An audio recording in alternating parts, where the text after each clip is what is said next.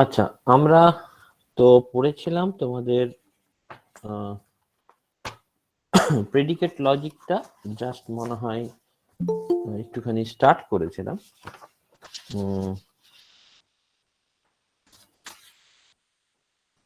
ওকে, আমরা জাস্ট আগের দিন বলেছিলাম যে দেয়ার আর সাম টাইপ অফ কোয়ান্টিফায়ার্স, তাই তো? সেই কোয়ান্টিফায়ার্স গুলো দিয়ে সেটাকে আমরা বলছি একটা ফর অল কোয়ান্টিফায়ার, একটা হচ্ছে দেয়ার এক্সিস্ট কোয়ান্টিফায়ার, এবং সেই দুটো দিয়ে আমরা কি করি, একটা প্রেডিকেট লজিককে একটা প্রপোজিশনাল লজিকে কনভার্ট করি। দ্যাট ইজ দ্য টাস্ক যেটা আমরা করি। সো আমরা সেটাকেই বলেছিলাম যে this is call binding using quantifier. This is a binding using quantifier. এবং আমরা বলেছিলাম তিন প্রকার মোটামুটি কোয়ান্টিফায়ার হয়। যে তিন প্রকার কোয়ান্টিফায়ারের মধ্যে আমরা বলেছিলাম যা ফার্স্ট হচ্ছে for all x px, and that is nothing but universal, you can say, quantifier. এটাকে আমরা কি বলি? ফর all x অথবা ফর every x অথবা for any x, for arbitrary x। এইটার মানে এতগুলো আমরা বলতে পারি, যে কোনো একটা। কিরকম? ধরো আমি ইউ নিলাম, this is nothing but set of integers. This is nothing but set of integers. This is the, you can say, underlying universe. You just imagine I am just writing this predicate x less than x plus 1, x equals to 3, x equals to x plus 1. These are the three predicate. এখন এটা predicate কেন বলছি? কারণ এর কোনো particular truth value নেই, মানে either it is a true or either it is a false, এটা কিন্তু তুমি বলতে পারছো না। Now the thing is that এখানে যদি আমি ফর অল এক্স, তারপরে আমি যেই প্রেডিকেটটা লাগাবো x is less than x plus 1, তাহলে তোমরা নিজে ভেবে দেখো, যদি underline universe set of integer হয়, তাহলে প্রত্যেকটা এক্স এর জন্য x is less than x plus 1, that is true, right? কারণ আমরা ধরে নিয়েছি। তার মানে এইটা হচ্ছে প্রত্যেকটা এক্স এর জন্য এক্স এর ভ্যালু এক্স প্লাস 1 এর চেয়ে কম হবে। অ্যান্ড যখনই আমি এই জিনিসটা লাগালাম for all x, that will give you definite value, that is either true or false. ঠিক একই ব্যাপার x equals to 3, if we say for all x equals to 3, তার মানে প্রত্যেকটা ভ্যালু x এর জন্য এই কন্ডিশনটা কিন্তু ট্রু নয়, that means that will give you false. ঠিক একই ব্যাপার for all x, যদি আমি দেই x equals to x plus 1, that will also give you false. So তার মানে তোমরা কি বুঝলে? আমরা যে এই যে একটা কি জানো, আমরা ইউনিভার্সাল কোয়ান্টিফায়ার যেই তুমি লাগালে, in case of this universal quantifier আমরা কি দেখলাম?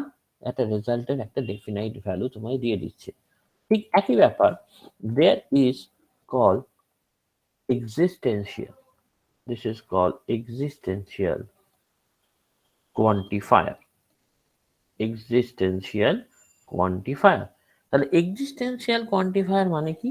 দেয়ার exist x px, that means এখানে আমরা এইভাবে বলি, that means there exist x such that px is true, or you can say for some x px is true.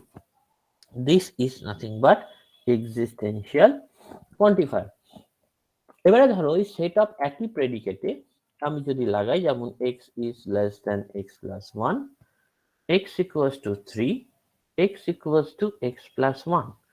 তুমি just imagine করো আমি কি করছি, এই সেম প্রেডিকেটে আমি কি করছি, there exist x, x is less than x plus 1।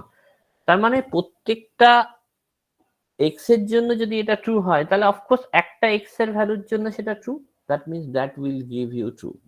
But তুমি দেখো ডিফারেন্সটা, আগের ক্ষেত্রে ফর অল x এর জন্য দ্যাট গিভস ইউ ফলস, কারণ প্রত্যেকটা x এর জন্য x ইকুয়ালস টু 3 নয়, বাট একটা x এর জন্য তো দ্যাট কন্ডিশন ইজ ট্রু। যখন x এর ভ্যালু 3 হবে তখন এই কন্ডিশনটা ট্রু, তার মানে আমরা এখান দিয়ে বলতে পারি that will give you true, কারণ দেয়ার এক্সিস্ট x, তার মানে সাম ভ্যালু অফ x, যদি সেটা যদি ট্রু হয় তাহলে রেজাল্টটা এখানে ট্রু হবে, রাইট? ঠিক একই ব্যাপার, x equals to x plus 1, there exist x, x equals to x plus 1, that will give you false, কারণ এখানে তুমি একটা x এর ভ্যালুও পাবে না, তার জন্য এই জিনিসটা ট্রু। তার মানে আমার এটা যেন মাথায় থাকে যে আমরা অ্যাকচুয়ালি এই যে কোয়ান্টিফায়ার্স গুলো ইউজ করছি, তার একমাত্র কারণ হচ্ছে একটা প্রেডিকেট লজিক থেকে একটা প্রপোজিশনাল লজিকে কনভার্ট করা, রাইট? তার মানে এখানে আমি বাইন্ড করছি, রাইট? বাইন্ড করছি কি, এই ভেরিয়েবল এক্সটাকে আমি এই কোয়ান্টিফায়ার গুলো ইউজ করে বাইন্ড করছি, রাইট? সো আরেকটা আমি বলেছিলাম যেটা খুব কম ইউজ হয়, দ্যাট ইজ কল, যেটাকে আমরা বলি দ্যাট আরেকটা কোয়ান্টিফায়ার আছে, there exist not x p x. What does it mean? This means there you can say exist a unique x such that px is true, or you can say there is one and only one x such that px is true. So that is the difference, right? That is the, you can say, basic difference। তার মানে ওখানে একটাই value থাকবে যার জন্য true. তার মানে আমরা আগের এক্সাম্পলস গুলোই নিই, আমাদের যদি ইটস সিম্পল, যদি আমাদের কাছে এই এই প্রেডিকেট গুলো থাকে, x less than x plus 1, or x equals to 3, or x equals to x plus 1, তাহলে আমরা যদি এইখানে এই কোয়ান্টিফায়ারটা ইউজ করি, তার মানে there exist x, only one x, যার জন্য এই কন্ডিশনটা টু, আন্ডারলাইন ইউনিভার্স আমি ইন্টিজার ধরে নিয়েছি, that will give you false, কারণ এটা সবার জন্য ট্রু, একটার জন্য নয়। বাট তুমি সেকেন্ডটাই দেখো, আমাদের এক্স ইকুয়ালস টু 3, তার মানে এখানে কিন্তু একটাই ভ্যালু অফ এক্স থাকবে যার জন্য এই পার্টিকুলার কন্ডিশনটা ট্রু, তাই জন্য that will give you true. এবং এটা তো আমাদের দেখলে যে তিনটে ক্ষেত্রেই that will give you false, right? So this is the case. তার মানে এই জিনিসটাকেই তুমি অন্যভাবে লিখতে পারো, তুমি ভেবে দেখো, px একটা proposition and for all y, py এর value equals to x equals to y, এই পুরো জিনিসটাকে x equals to y, there exists x, এই জিনিসটাকেই আমরা কিন্তু লিখি এইটা, there is only one value of x। তার মানে x এর কিন্তু একটা ভ্যালু, y এর অনেকগুলো ভ্যালুর মধ্যে এমন ভাবে হবে x equals to y, তার মানে একটা পার্টিকুলার ভ্যালুর জন্য that is correct, right? So আমরা এটাকে ইকুইভ্যালেন্টলি এই জিনিসটাকে এইভাবে আমরা লিখতে পারি। ঠিক একই ব্যাপার তোমরা হয়তো জানো অনেক সময় কোয়েশ্চেন্স এরকম দেয়, for all x there exist y, there exist t, ধরো একটা প্রেডিকেট নট এফ, এটা এক্স ওয়াই টি আছে, তাহলে এটাকে আমি এইভাবেও লিখতে পারি, যদি নটটাকে আমি এইরকম ভাবে প্রপাগেট করানো যায় যে ধরো এই নটটাকে যদি আমি বাইরে নিয়ে আসি, এই যে নটটা, এটাকে যদি বাইরে নিয়ে আসি, জাস্ট আমি বাইরে নিয়ে এভাবেও লিখতে পারি যে নট ফর অল ওয়াই, এটা দেয়ার এক্সিস্ট আছে, নট মানে ফর অল হয়ে গেছে, এটা দেয়ার এক্সিস্ট আছে, সেটা ফর অল টি হয়ে গেছে, এবং এখানে নট ছিল, নটটা আমরা কি করেছি, প্রপাগেট করে বাইরে বার করেছি, তাহলে এক্স ওয়াই টি আমি এইভাবে লিখতে পারি। এবং নটটাকে যদি আরো বাইরে বার করি, তাহলে আমরা জানি নট মানে এইগুলো ফর অল থাকলে কি হচ্ছে, দেয়ার এক্সিস্ট হয়ে গেছে, t this is f x y t. তো এইটার মানে এবং এইটারও মানে সেটা কিন্তু সেম ডিনোট করছে, রাইট? সো আমরা এই রকম ভাবে একটা জিনিসকে ডিনোট, তুমি ভেবে দেখো এখানে যে যদি কোনো একটা প্রেডিকেট দেওয়া আছে, কি দেওয়া আছে, for all x p x y z. এবারে ধরো যদি x is bound y z that are free, that means y এর ভ্যালু আমি যে কোনো কিছু বসাতে পারছি। যখন ওয়াই এর ভ্যালু 2, ফর অল এক্স মানে ভালো করে দেখো, এখানে x variable, y variable, z variable, but যদি একটাই কোয়ান্টিফায়ার থাকে তাহলে কিন্তু বাউন্ড ভেরিয়েবল একটাই, আর বাকিগুলো কিন্তু ফ্রি ভেরিয়েবলস, রাইট? তার মানে ওয়াই এর ভ্যালু যখন 2 আমি বসাই, তখন কি হবে, for all x p x to z, এটাকে বলা হয় ইউনারি প্রেডিকেট, এটাকে বলা হয় ইউনারি প্রেডিকেট। এবং যদি আরেকটা ভ্যালু বসাই, ধরো আমি বললাম এখানে দেয়ার এক্সিস্ট জেড বসালাম, তাহলে কিন্তু আমার কি হলো, x to z, that will nothing but a proposition হয়ে গেল, মাথায় রেখে, কারণ এখানে প্রত্যেকটাই বাউন্ড ভ্যারিয়েবল হয়ে গেল। তার মানে এর একটা ডেফিনাইট ভ্যালু তোমাকে দেওয়া হবে, এই ডেফিনাইট ভ্যালুটাকে আমরা বলছি প্রপোজিশনস, রাইট? জাস্ট এ মিনিট, একটা মিনিট হোল্ড করো, একটা কল আসছে, জাস্ট আমি তোমাদের জাস্ট এ মিনিট।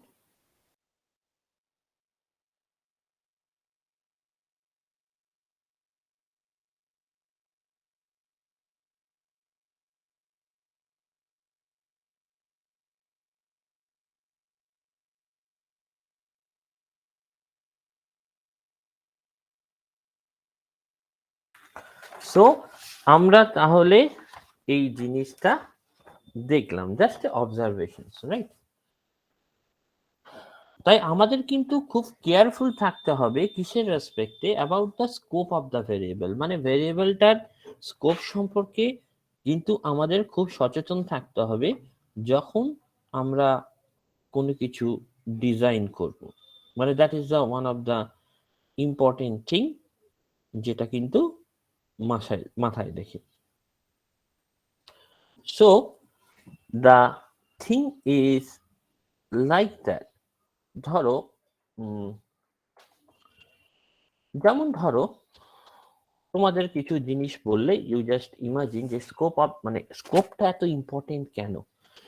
ধরো for all x, for all y, p of x y, তুমি এখানে বুঝলে এটার মানে কি, for all you can say values of x and for all values of y such that p of xy is true, right?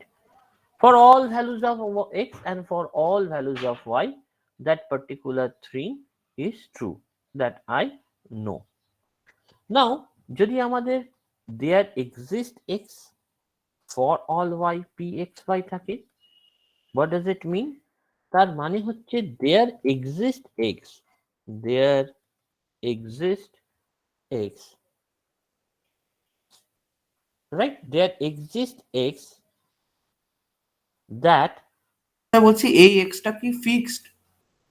Extra fix মানে মানে মানে there exist x for all y, তাহলে এক্সটা তো ফিক্সড হবে না, মানে হ্যাঁ, there exist x such that for all values of y, right, there x টা fixed, there exists x, মানে একটা ভ্যালু অফ x থাকবে বা some values of x থাকবে, যার জন্য for all values of y this pxy that is true, right? যদি এরকম থাকতো for y there exists x pxy, তার মানে এখানে আমরা কি জানছি যে for any y or all y there exists x such that pxy is true. তার মানে যেটা বক্তব্য সেটা হচ্ছে মেইন, এগুলোকে কেয়ারফুল অবজারভেশন, মানে আমরা যদি for all x for all y থাকে ইকুইভ্যালেন্টলি তুমি সেটাকে লিখতে পারো for all y for all x, right? তুমি ইকুইভ্যালেন্টলি কিন্তু লিখতে পারো। সিমিলারলি যদি there exist x there exist y থাকে, you can equivalently write there exist y there exist x.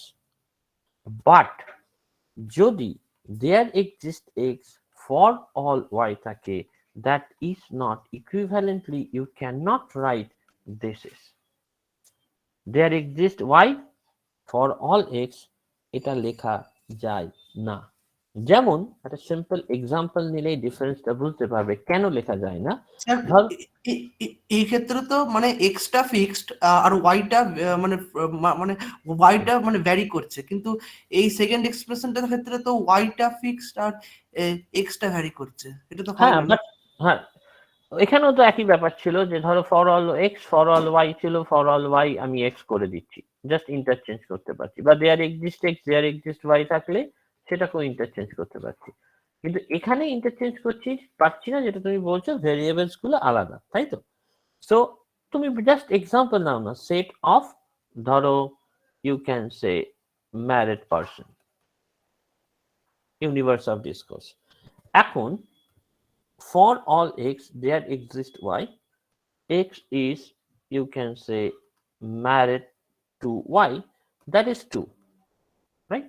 But যদি উল্টে যাও মানেটা কতটা চেঞ্জ হয়ে যাচ্ছে, for all there exists y for all x, যদি আমি লিখি x is married to y, এর মানে হচ্ছে there is some person in the universe, there is some person in the universe who is married to everyone, that is false. আচ্ছা একটু just hold করো, একটু জাস্ট 5 মিনিট। সো এখানে দেখো just মানেটা কতটা চেঞ্জ হয়ে গেছে, ডেভিয়েশন হয়ে গেছে।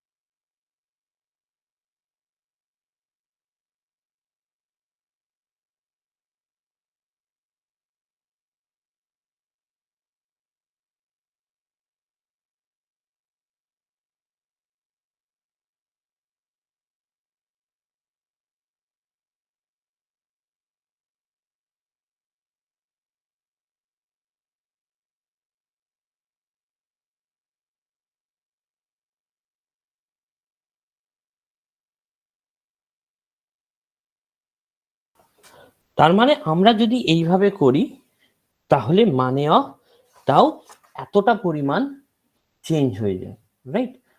সো এইরকম জিনিস আমাদের করা যাবে না। তাই জন্য আমরা বলছি যে স্কোপ অফ দ্য ভেরিয়েবলসে আমাদের কিন্তু খুব নজর রাখতে হবে, কারণ তাতে স্লাইটলি ডিফারেন্স হলেই মানেটা এদিক ওদিক হয়ে যায়।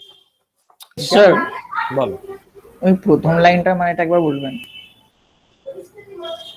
মানে প্রথম লাইনটার মানে দেখো, সেকেন্ড লাইনটার মানে কি বলছে, there is some person in the universe who is married to everyone, তাই তো? এটার মানেটা চেঞ্জ হয়ে গেল, কারণ there exist y for all x, আর for all x there exist y. তার মানেটা কি হচ্ছে? তার মানেটা ইউনিভার্সে দেয়ার আর অনেক পার্সন থাকে, সে ম্যারেড করে একজন না একজনকে, বুঝতে পেরেছো? এর মানেটা হচ্ছে এক্সটা হচ্ছে অনেক পার্সন, সে ম্যারি করছে ওয়াই কে, তার মানেটা চেঞ্জ হচ্ছে কোথায়? মানেটা বলছে এখানে অনেক পার্সন আছে, মানে ফর অল এক্স, তারা ম্যারেড করে একজনকে, বুঝতে পেরেছো? কারণ দেয়ার এক্সিস্ট ওয়াই আছে। আর আর আর সেকেন্ডটার মানে হচ্ছে, হ্যাঁ একটু ওই উপরের দিকে একটা জিনিস জিজ্ঞেস করার ছিল। হ্যাঁ এই এখানে ওই ইয়েটা একটু গুলিয়ে গেল, ওই ফর এই there exist x and for all y, আর তার নিচের লাইনটা। হ্যাঁ, মানে there exist that for all values of y p x y is true, মানে এমন একটা ভ্যালু থাকবে এক্স এর, তার জন্য for all values of y সেটা হচ্ছে ট্রু হবে। এটার মানে হচ্ছে এটা, মানে এক্সট্রা মাল্টিপল ভ্যালুস হতে পারে। মাল্টিপল ভ্যালু হতে পারে, মানে দেয়ার এক্সিস্ট তার মানে এটা নয় যে একটাই ভ্যালু, বুঝতে পেরেছো? কিন্তু একটা ভ্যালু থাকবেই, যার জন্য এই কন্ডিশনটা ট্রু। আর নিচেরটা উল্টো মানে নাকি ঠিক আলাদা মানে উল্টো মানে, নাকি? আলাদা মানে, কারণ ফর অল ওয়াই মানে সমস্ত ওয়াই এর জন্য, ওয়াইটাকে আমি সমস্ত ধরে নিয়েছি, ঠিক আছে? তার জন্য কিছু কিছু এক্স থাকবে যাদের জন্য এই জিনিসটা ট্রু হবে। তোমাকে আরেকটা জিনিস দিয়ে আমি বোঝাই, জাস্ট ওয়েট করো, আমি তোমার এই নেক্সট এক্সাম্পলে আশা করি তুমি ব্যাপারটা বুঝতে পারবে। ধরো আমি ইউনিভার্স অফ ডিসকোর্স এটা নিলাম, universe of, you can say discourse, this is set of integers, set of integers I. এবারে আমি বলেছি ধরো for all x there exist y, x plus y equals to 0। এর মানে কি? আমরা এখান দিয়ে বলছি যে for all x there exist a y such that x plus y equals to 0, মানে সমস্ত x এর জন্য হয়তো কিছু y থাকবে যার জন্য যোগফলটা 0 হবে। তাহলে এটা কি হবে? এটা তো ট্রু হবে। কেন ট্রু হবে? কারণ আমরা জানি, সিন্স কি জানি, যে for any value of x there is a value, there is a value of y, that means y is equals to minus x যদি হয়, তার মানে which makes the assertions true, which makes the assertion যেটা x বলছিস plus, যে শুধু এটা যদি ইন্টিজার্স ইন্টিজার্স বললে হবে, কিন্তু যদি আমি ডোমেন অফ ইউনিভার্সের উপর ডিপেন্ড করেই সমস্ত কিছু এখানে। আচ্ছা universe of discourse is one of the main important thing, তার উপর ভিত্তি স্যার করে। বলছি যদি ওটা নেগেটিভ ইন্টিজার্স যদি না বলে, বলছে শুধু পজিটিভ ইন্টিজার্স এর উপর ডিফাইন করে, তখন তো এটা হবে না, না ফলস হয়ে যাবে। হ্যাঁ, পজিটিভ ইন্টিজার্স করলে এটা ফলস হয়ে যাবে, রাইট? কারণ এখানে তখন এই কন্ডিশনটা স্যাটিসফাই হবে না। কিন্তু মানেটা আমি বুঝতে পারছি কিনা সেটা দেখো। আর বি অপশনে ধরো আমি এরকম লিখলাম there exist x for all x যেখানে x plus y equals to 0, তার মানে এখানে মানেটা কি বলছে? এটা ফলস হয়ে যাবে এটা। এটা ফলস হয়ে যাবে কেন? কারণ এটা বলছে দেয়ার এক্সিস্ট এ ওয়াই, একটা ওয়াই থাকবে such that for all x x plus y equals to 0, এটা কি হয়? একটা y থাকবে বা কিছু y থাকবে যার জন্য সমস্ত x এর ভ্যালু এই কন্ডিশনটা স্যাটিসফাই করবে, সেটা তো হয় না। তার মানে this one is gives you false. দেখো বুঝতে পারলে কিনা? হ্যাঁ স্যার, বুঝেছি। বুঝেছো? কারণ এটা কিন্তু একটুখানি মাথা না খেলালে logic is very difficult, right? লজিকটা ব্যাপারটা এরকম নয়, তুমি বুঝতেই পারছো এনএলপি তে লাগানো হচ্ছে, এখন আমরা লজিক বিল্ড করতে পারছি না সেখানে। So that is interesting as well as তোমায় ভাবনা চিন্তা একটু করতে হবে। ধরো আমাদের এরকম যদি প্রবলেম দেয়, ধরো আমি একটা স্মল প্রবলেম থেকেই তোমাদের বলছি যাতে বুঝতে সুবিধা হয়। ধরো let the universe be integers, let the universe be integer, and say let this nx that actually denote x is a non-negative, x is a non-negative integers, like ex that you can say denote x is even, ox say that will denote x is odd, and say this px denote x is prime. তাহলে আমাকে যদি বলে, এটা বলে দিয়েছে, এবারে আমায় বলেছে there exist an even integer, তাহলে আমি সেটাকে লিখবো কি করে? আমাদের বক্তব্য ছিল লজিকের প্রথম থেকেই যে ইংলিশ লাইক অফ ল্যাঙ্গুয়েজ এই যে দিচ্ছে, সেটাকে আমাকে লজিকে এক্সপ্রেস না করলে you can not do the programming, right? So there exist an even integer, তার মানে এটাকে লিখতে গেলে কি হবে? দেয়ার এক্সিস্ট এক্স ইএক্স, তার মানে হয়ে গেল there exist an even integer, কারণ এখানে nx ডিনোট করেছে x is a non negative integer, ex denote করেছে x is an even, ox denote করছে x is an odd, and px denote করছে x ইজ প্রাইম। ঠিক একই ব্যাপার যদি তোমায় বলা হয় জ্যাক every integer is even or odd, তার মানে এখানে কি বলবে? for all x ex or ox, right? তোমাকে যদি এরকম বলা হয় all prime integers are non-negative, all prime integers are, you can say, non-negative.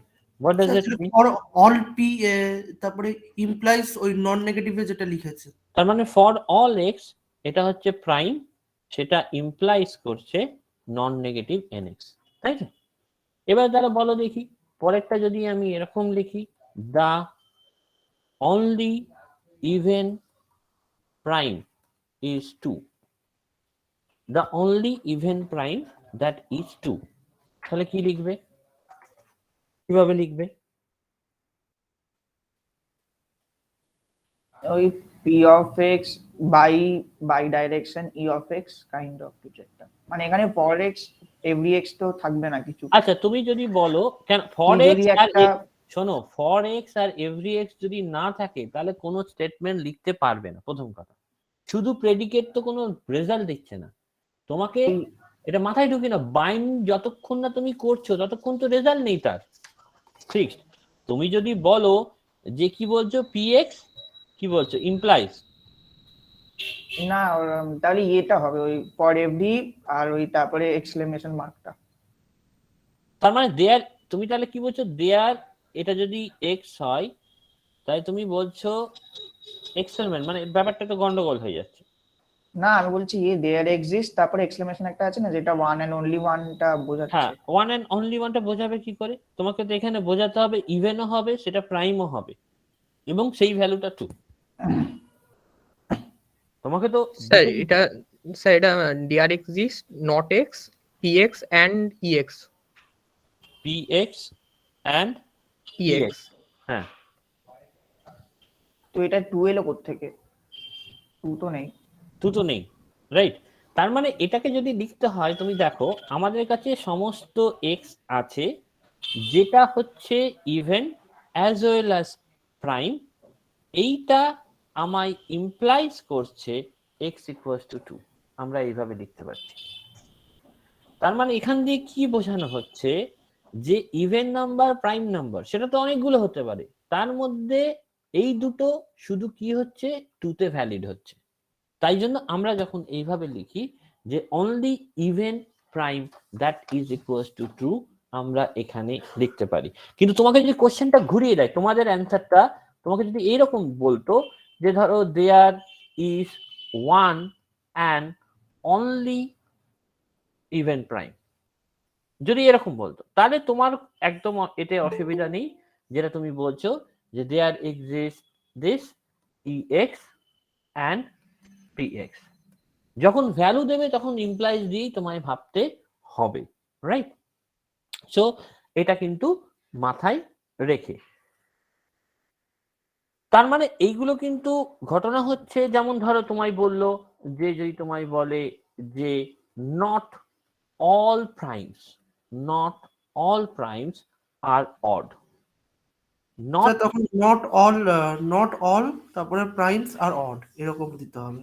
তার মানে কি প্রাইমস এটা ইমপ্লাইজ করছে odd, implies odd sir.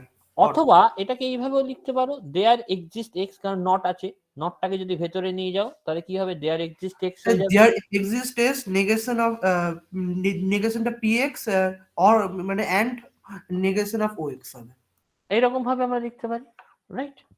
So এইগুলো কিন্তু প্রত্যেক, কারণ এটাতে আমরা কি জানি যদি এ ইমপ্লাইজ বি হয় তাহলে নট পি অর কিউ হয়, এটা হচ্ছে নট পি অর, এবারে যদি এটা there exist for all x আছে, এটা নট পি অর কিউ, এবারে এটাকে যদি নটটাকে তুমি প্রপোগেট করায় তাহলে এই নট যেটা আছে এই নটটা কি হবে, এটা কিন্তু নট, আমি এটা লিখতে ভুল করছি, রাইট?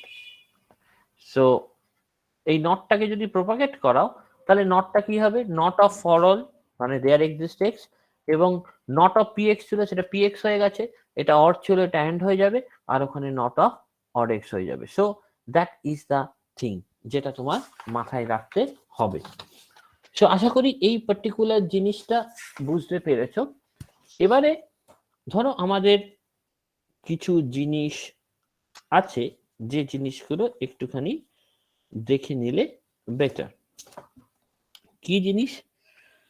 ধরো এটাকে বলা হয় রুলস অফ ইনফারেন্স, এটাকে বলা হয় rules of inference. Rules of inference কি? ফার্স্ট যদি আমি বলি যে law of detachment, law of detachment, অথবা এটাকে বলা হয় modus ponens, law of detachment or modus ponens.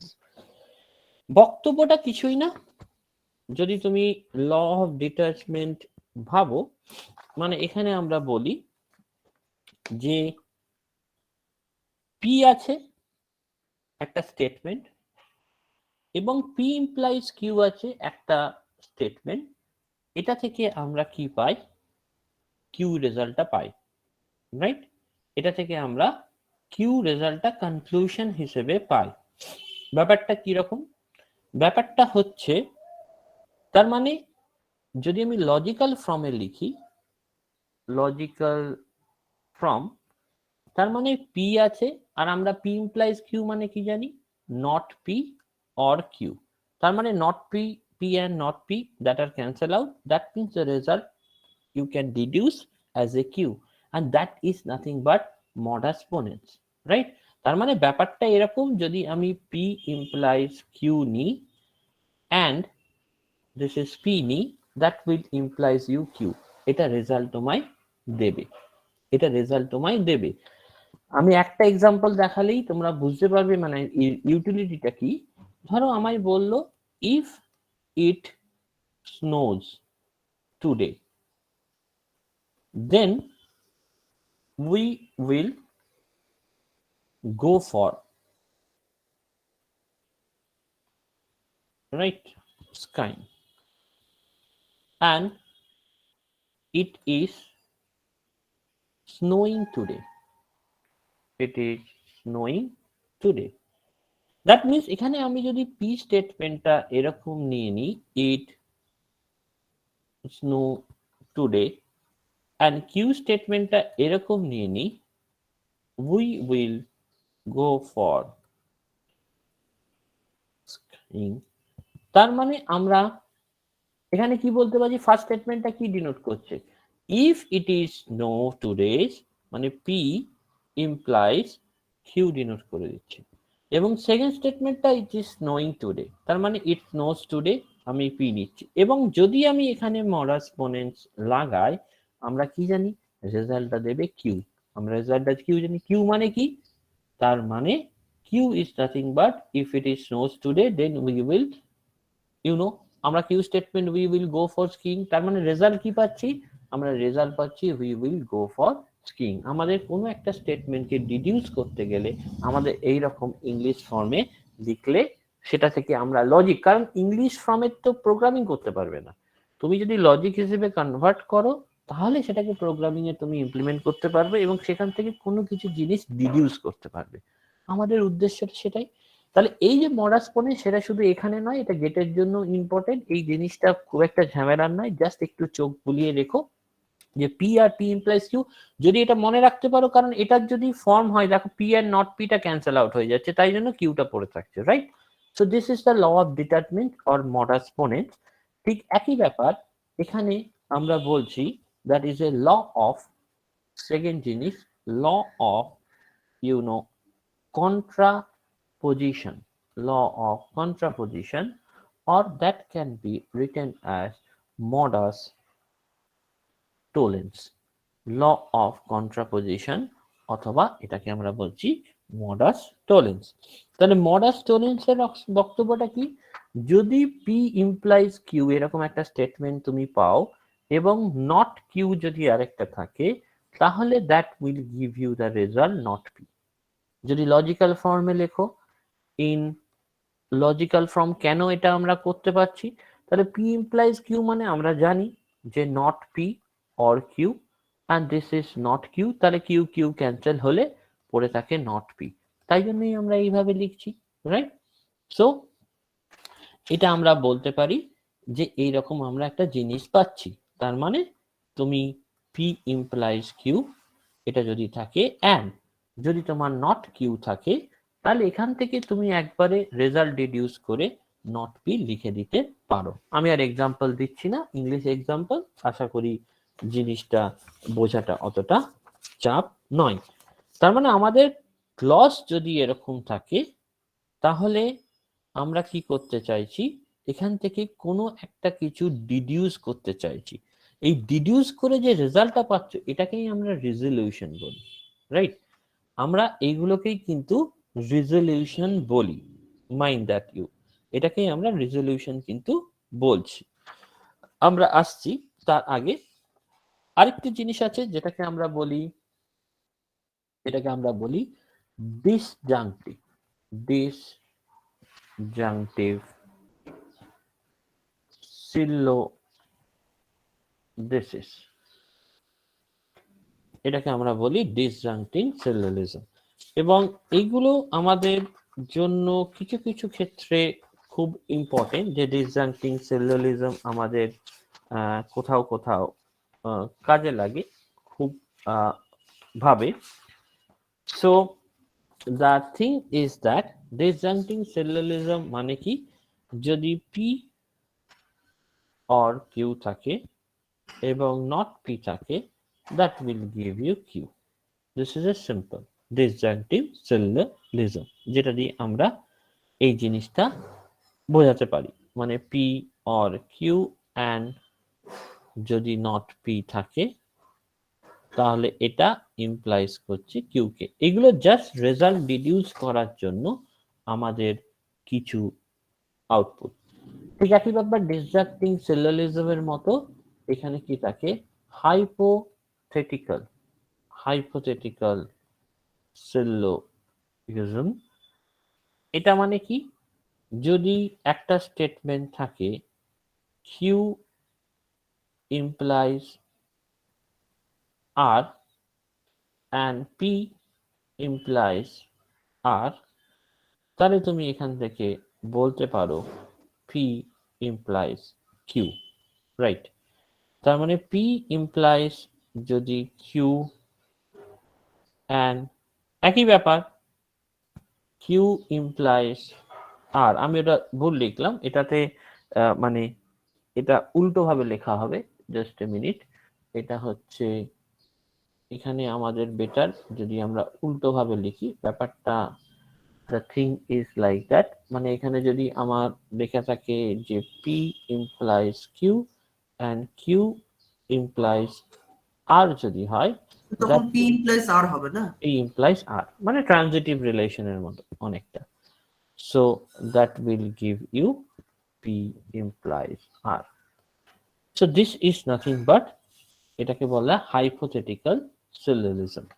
এবারে প্রশ্ন হচ্ছে, এখানে দুটো জিনিস থাকে, এখানে দুটো জিনিস থাকে, সেই জিনিসগুলো বলছি।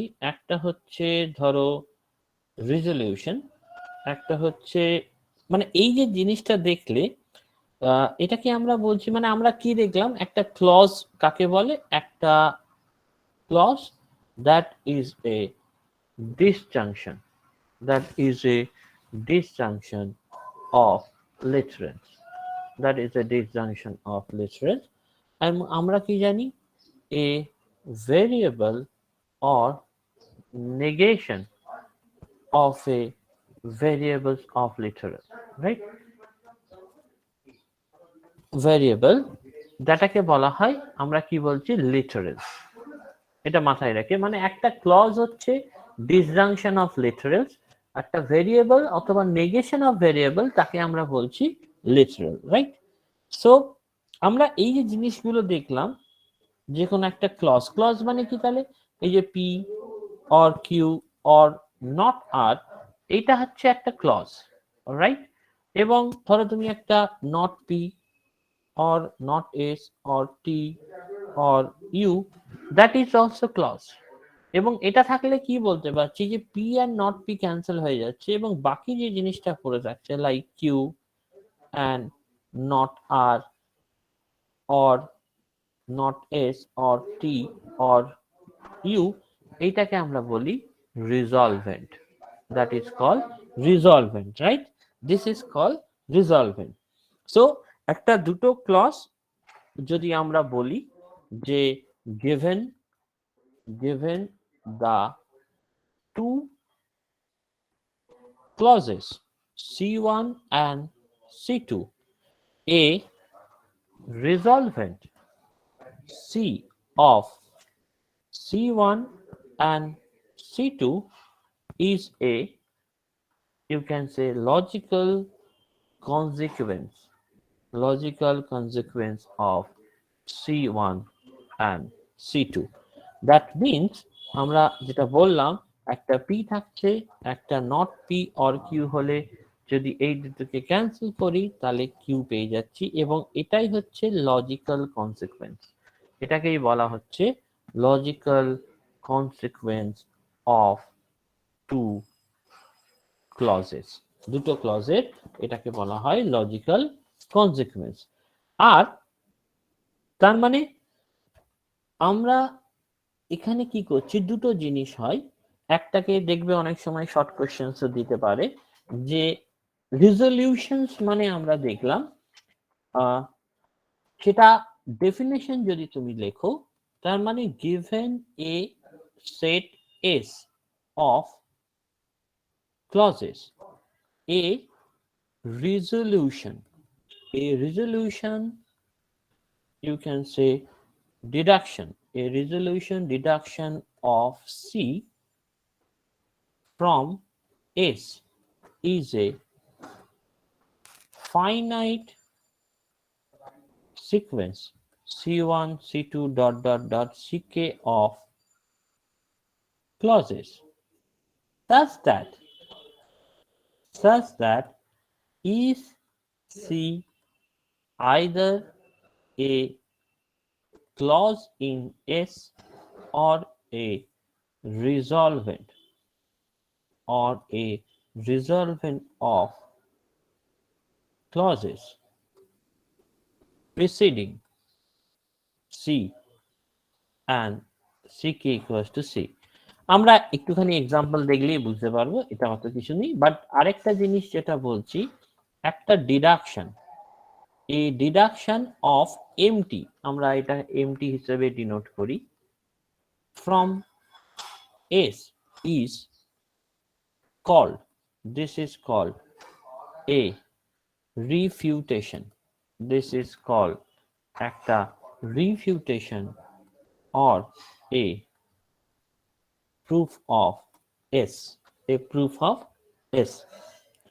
So কিরকম, এই যে তুমি জিনিসটা লিখলে, আমার একটা p আছে, ধরো আমার একটা নর্মালি p ছিল, আমি not p or q করেছি, I can deduce q.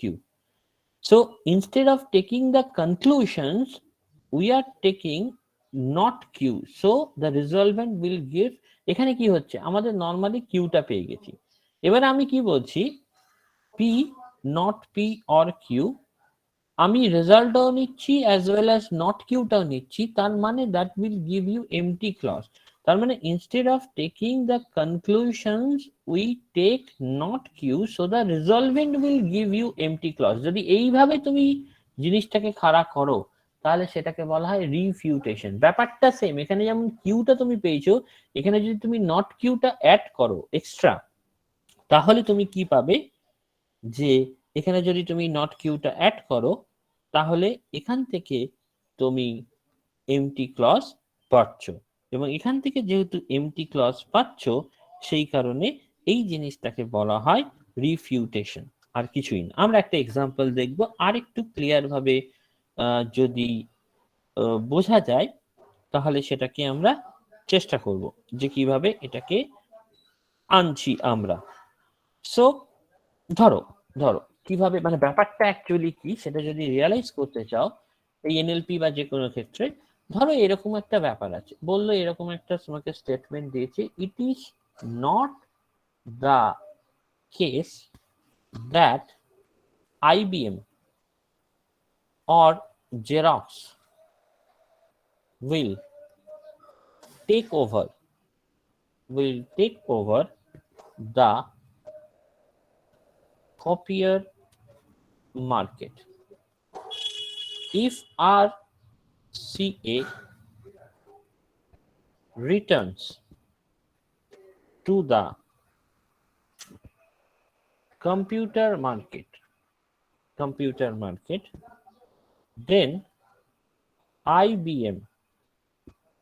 market, then IBM will take over the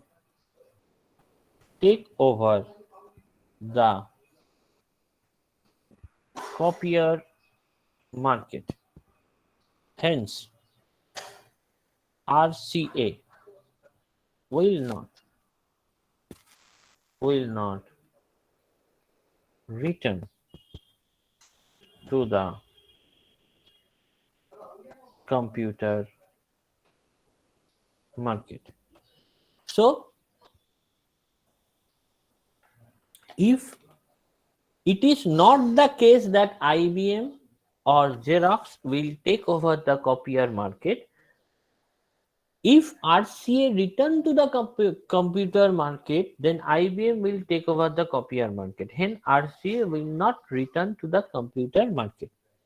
তার মানে এখান থেকে এই স্টেটমেন্টগুলো যদি আমাকে বের করতে হয় যে হ্যাঁ যে লেখাটা আছে সেটা ট্রু, মানে that will give you the result true, তাহলে আমরা এখান থেকে কি বলতে পারি, রিফিউটেশন যদি লাগাও তাহলে আমরা একরকম ভাবে বলতে পারি, আর রিজলিউশন যদি লাগাও তাহলে রেজাল্টটা পাবো। রিফিউটেশন মানে that will give you the empty clause, আর যদি রিজলিউশন লাগাও that will give you the result. ধরো আমি বললাম IBM takes over copier market, আমি ধরলাম I, Xerox that takes over copier market X, and say RCA returns to computer market are. So যদি এইরকম হয় তাহলে আমরা দেখো প্রথমে কি লিখেছো, if it is not the case that IBM or Xerox will take over the copier market, তার মানে কি লিখতে পারি, যে আমরা ধরে নিয়েছি IBM takes over copier market, that is denoted by I, and Xerox will take over copier market, that is denoted by X, and that is, you can say, not, right?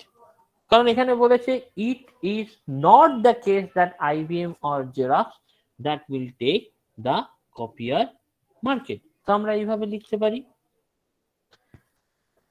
and then কি লিখেছে, if RCA returns to the computer market then IBM will take over the copier market, that means যদি RCA returns to the computer market then you can say I, তার মানে কি হবে, IBM will take over the copier market, right? so in that particular case তাহলে আমরা যদি এটাকে ক্লজার ফর্মে লিখি, ধরো ফার্স্টটা কিভাবে আমরা সলভ করি, অ্যাকচুয়ালি যদি ক্লজ ফর্মে আমরা লিখি তাহলে not I or not X, আর এদিকে থাকছে কি, কারণ আমি এটাকে ভাঙলে আমরা এইভাবে লিখতে পারি, it is not r or I. Second condition কি বলে, সেকেন্ড স্টেপ আমাকে প্রত্যেকটাকে আলাদাভাবে আমি লিখতে পারি, যে নট আমরা লিখতে পারি আই, কারণ অ্যান্ড আছে। Second step not x, and মানে দুটোই ট্রু, তার মানে নট এক্স আমি আলাদাভাবে ভাঙতে পারি, this is not r or I. এবং 4 নাম্বার আমি কি নিলাম, এই আরটাকে আমি যুক্ত করলাম, তার কারণ আমার রিফিউটেশন মানে উল্টোটা, hence RCA will not return to the computer market, তাহলে আমরা return to the computer market যে নেগেশনটা সেটাকে আমরা অ্যাড করলাম। কিন্তু দেখো এবারে আমায় প্রুভ করতে হবে এই যে 4টে ক্লজ তুমি পেয়েছো, এই 4টে ক্লজ দিয়ে কি আমি এমটি ক্লজ জেনারেট করতে পারি, যদি জেনারেট করতে পারি তাহলে প্রুভ হয়ে গেল যে RCA will not return to the computer market. কারণ এটা যদি রিজলিউশন প্রুভ করে তার সাথে আমি উল্টোটা মানে নটটাকে যদি অ্যাড করে দিই, that will give you the empty clause. তার মানে এইটা দেখে আমি কি বলতে পারছি, যদি ধরো from you can say from 3 and 4 থেকে আমরা কি পাচ্ছি, আমি আরেকটা ক্লজ জেনারেট করছি যেটা হচ্ছে 3 এবং 4, নট নট আর আর নট আর কেটে যাচ্ছে, and that will give you I, right? and that is আমি ধরলাম ক্লজ নাম্বার 5। এবং ফ্রম 1 and 5 থেকে দেখো 1 এ কি আছে, নট আই আছে, 5 এ কি আছে, আই আছে, তার মানে 1 and 5 থেকে আমি 6 ক্লজে এমটি ক্লজ পেয়ে যাচ্ছি, তার মানে আমি যেটা ধরেছি that is nothing but A correct thing. So আমরা এইভাবেই অনেকটা জিনিস কিন্তু প্রুভ করি, রাইট? এটাকে বলা হয়, যেটা রেপুটেশনস বলছি, রেপুটেশনস এর মাধ্যমে এই জিনিসটাকে আমাদের প্রুভ করা হয়, রাইট? সো কিছুটা জিনিস বুঝতে পেরেছো না বুঝতে পারোনি? কারণ ধরো একটা সেকেন্ড জিনিস নিই, তাহলে আরেকটা এক্সাম্পল নিই, তাহলে আরেকটু হয়তো ক্লিয়ার হবে। ধরো আমাকে বললো today is, you can say Tuesday, you can say then I have a test in CS or a test in economics. If my economics professor is sick, then I will not have a test in economics. Today is Tuesday and my economics professor is sick. Therefore, I have a test in computer science. So if today is Tuesday, then I have a test in computer science or a test in economics. If my economics professor is sick, then I will not have a test in economics. Today is Tuesday and my economics professor is sick. Therefore, I have a test in CS. That is the thing. So আমরা এটা কিভাবে করি? আমরা ধরে নিই that like a today is Tuesday, that is T. I, you can say, have a test in CS. আমি CS দিয়ে দিচ্ছি। I have a test in economics, that is denoted by E, and my economics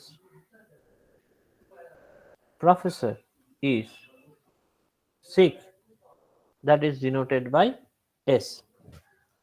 So if today is Tuesday implies I have a test in CS or a test in economics. So if today is Tuesday, then I have a test in CS or that is a test in economics. You can write like that. If my economics professor is sick, then I will not have a test in economics. So if my economics professor is sick, then I have a, you can say, I will not have a test in economics, right? So if my economics professor is sick, that is denoted by S, right? That is denoted by S. Then you can say, then I will not have a test in economics. So I have a test in economics, that means you can write this is not E. And today is Tuesday, right? So if today is Tuesday and my economics professor is sick, right? Today is Tuesday and my economics professor is 6. You can write this, and from that what you have to generate? CS. That means I have a test in CS. আমাদের এইভাবে এই যে তিনটে clause দেখেছো, এখান থেকে আমায় CS টা জেনারেট করতে হবে। তার মানে in that particular case আমি যদি লিখি এটা write in you can say clause form, write in clause form, that is আমরা এরকম ভাবে লিখি, তাহলে এটা কি T implies CS or E। তার মানে এখান থেকে তুমি কি লিখতে পারো? তুমি যদি এটাকে লেখো, আমি এখানে জাস্ট লিখছি not T or CS or E, right? আমরা এটাকে ভাঙলে এইভাবে লিখতে পারি। তার মানে এটাকে আমি ক্লজাল ফর্মে লিখলে not T or CS or E লিখতে পারি। সেকেন্ডটা থেকে কি লিখতে পারি? not S or not E। থার্ডটা থেকে আমি কি লিখতে পারি? অ্যান্ড আছে, তার মানে টি এস। যদি তুমি রিজলিউশন করো তাহলে এই চারটে ক্লজ দিয়ে তোমায় সিএস প্রমাণ করতে হবে। আর যদি রিফিউটেশন করো তাহলে যেটা আমার রেজাল্ট তার নেগেশনটাকে তোমায় অ্যাড করে দিতে হবে এবং তোমায় দেখাতে হবে যে রেজাল্টটা empty. That is the difference. কি বললাম? যদি তোমায় রেজলিউশন প্রুভ করতে হয় তাহলে by using this 4 clauses you have to find that the result should come out CS. If refutation, এটা হচ্ছে রেজলিউশনের জন্য, আর যদি রিফিউটেশন করো তাহলে আমি নেগেশন অফ সিএস টা প্রুফ করতে হবে না, নেগেশন অফ সিএস টা ইনক্লুড করতে হবে ক্লজে, লিখে তোমায় প্রুভ করতে হবে এমটি ক্লজ তুমি আনতে পারছো। নেগেশন অফ সিএস টা ফলস, সেটাই প্রুভ করতে হবে তো, মানে এমটি ক্লজ আনতে হবে হ্যাঁ particular। ওটাই। ওটাকে অ্যাড করে এমটি ক্লজ আনতে হবে। তাহলে এমটি ক্লজ আনতে গেলে আমাদের ভাবতে হবে যে ফ্রম কি করে এমটি ক্লজ আনি। ফ্রম 1 and 3 যদি লাগাও, রেজলিউশন মানে কেটে কেটে যেটা করে তো। হ্যাঁ কেটে কেটে যেটা করে সিএসটা এসে রেজাল্টে দাঁড়িয়ে যাবে, বুঝতে পেরেছো? হ্যাঁ সিএসটা এসে তুমি দেখো না, তুমি যদি রেজলিউশন করতে প্রসেসটা সেম, দেখো না তুমি যদি একই পদ্ধতি ধরো 1 and 3, তার মানে এ দেখো not t or CS or E থাকছে, এখানে তোমার 3টা কি আছে, টি আছে, তার মানে এটা কেটে গেলে আমার সিএস অর ই থাকে।